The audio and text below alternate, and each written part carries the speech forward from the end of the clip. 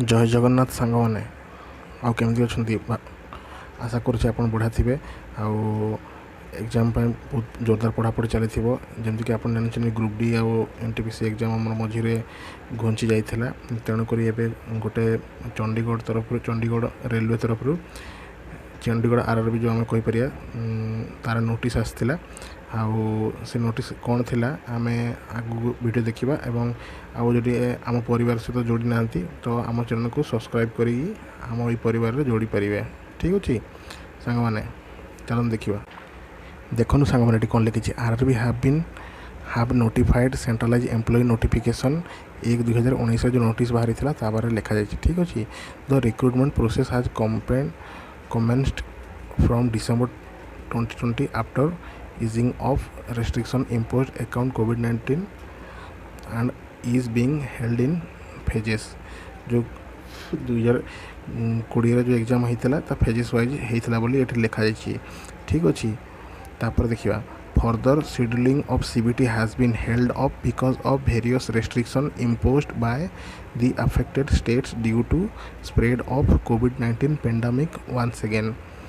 बुझीपारे तो सांग मैंने कौन लिखी ये CBT2 आमर हो पार जहाँकि विभिन्न रेस्ट्रिक्शन कारण जो आमर स्टेट गुड़ा जो आमर पेंडेमिक जो आमर लॉकडाउन सब होता ताहा आउ थे हो पार जदि से रेस्ट्रिक्शन खोली जाए ताहा आम आगे आगु वीडियो देखा। चलतु candidates are hereby informed that further scheduling of examination will be advised in due to course once the restriction imposed by various states.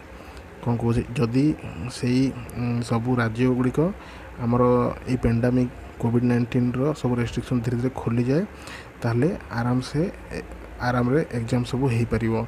ठीक अच्छे जदि देखूँ आम ओडिशा रे आमर लॉकडाउन खोलीगला किंतु महाराष्ट्र लॉकडाउन खोलनी तो सेंट्रल गवर्नमेंट एटा किसी करें कारण जदि आम ओडिशा एग्जाम हो गला महाराष्ट्र हो पारानी तो यहाँ बहुत असुविधा हम कारण पुणी आहरी लंबा हम एग्जाम आ परीक्षा आमर बहुत लंबा टाइम नब तेणुक सबू राज्य जे पर्यंत परमिशन देना लॉकडाउन खोलनी से पर्यंत एग्जाम करवा बहुत मुश्किल अच्छी सांग। ठीक अच्छे आ देखु पढ़ापढ़ी जोरदार करूँ आ जहाँ को मोर मोर डिटेल्स आ पढ़ा मैथ रीजनिंग जहाँ को भी आमर किसी डाटा दरकार कंटेंट दरकार से मत कमेंट बॉक्स रे लिखंतु मुझे